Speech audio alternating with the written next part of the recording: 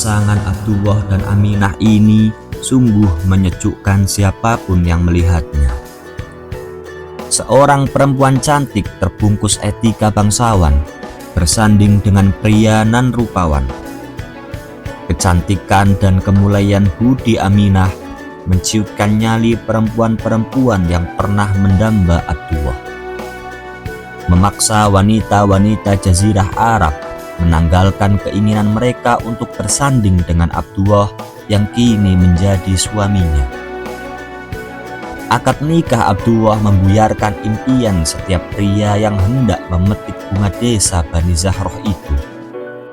Menutup kesempatan semua orang yang hendak mengintip keanggunan Aminah mendidik putra-putrinya. Sungguh, keduanya menciptakan sebuah pemandangan terelok yang pernah ada di kalangan kaum Quraisy, membuat iri setiap orang tua yang belum juga mendapatkan menantu bagi putra-putrinya. Seperti kebanyakan masyarakat Mekah, Abdullah juga berprofesi sebagai seorang pedagang. Kini, setelah menikah dengan Aminah, ia lebih meningkatkan perjalanan dagangnya. Kehidupannya harus dirubah, tanggung jawabnya makin berat, dan harapan hidupnya makin nyata. Keberadaan Aminah di sisinya menambah semangat untuk mempertahankan hidupnya. Untuk itulah, tak lama setelah menikah, Abdullah mohon izin untuk pergi berdagang ke Syria dan Palestina. Inilah perjalanan dagang pertama Abdullah untuk mengais rezeki setelah menikah dengan Aminah. Pengalaman pertama mencari nafkah untuk menghidupi keluarga barunya.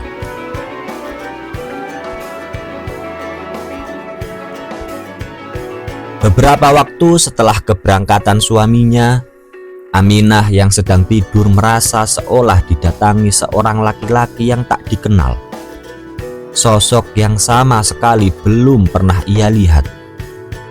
Laki-laki dalam mimpinya itu tiba-tiba menegurnya. "Apakah engkau merasa tengah mengandung?" tanya laki-laki itu.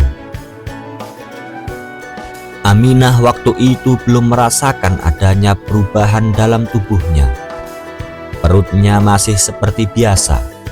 Berat badannya juga tidak bertambah. Satu hal yang merasa ia aneh, haidnya berjalan tidak normal.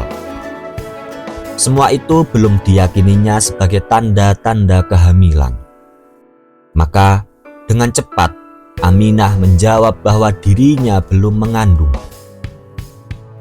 Namun jawabannya langsung ditepis oleh pria itu. "Sesungguhnya engkau sedang mengandung anak yang akan menjadi pemimpin sekaligus nabi bagi umat ini. Ia akan terlahir pada hari Senin.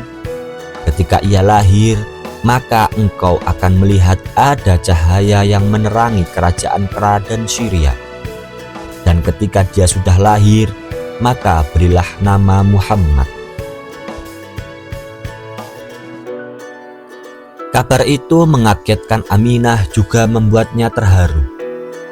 Tak terbayangkan olehnya kalau sebentar lagi ia akan dipanggil ibu. Kehampaan rumahnya akan segera mencair dengan tangis bibir mungil si buah hati.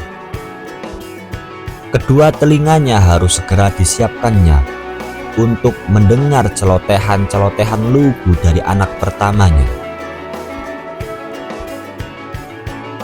Tentu, Aminah harus segera memberitahu suaminya bahwa setiap pulang kerja, ia akan segera disambut tangan mungil buah kasih sayang mereka berdua. Mungkin yang sangat ingin dilihat Aminah adalah ekspresi wajah suaminya ketika ia mengabarkan itu semua. Suami mana yang tak bahagia mendengar berita seperti itu? Seringkali ketika mendengarnya, muka mereka merah bagai seorang darab mendengar pria pujaannya datang melamar. Beberapa hari kemudian, Aminah langsung memberitahu saudara-saudara perempuannya tentang kedatangan laki-laki yang tak dikenalnya itu.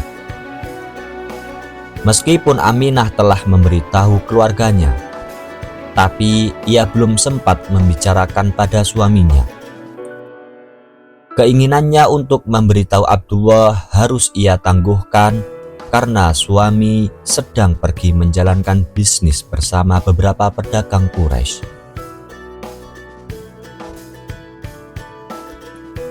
Di lain pihak, begitu rombongan berhasil menjual barang-barang dagangan di daerah Gaza, Palestina, mereka segera kembali ke Mekah.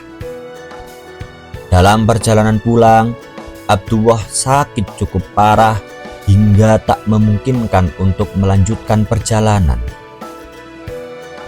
Beliau akhirnya beristirahat di Madinah dan mendapatkan perawatan dari paman-pamannya, tepatnya di kediaman Bani Adi bin Najjar. Melihat kondisi Abdullah yang cukup parah, rombongan terpaksa meninggalkan beliau di Madinah dan melanjutkan perjalanan kembali ke Mekah. "Di mana Abdullah?"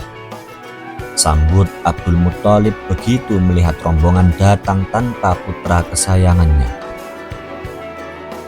"Dia sedang sakit dan saat ini beristirahat di Madinah di tempat Bani Adi bin Najjar," jawab mereka.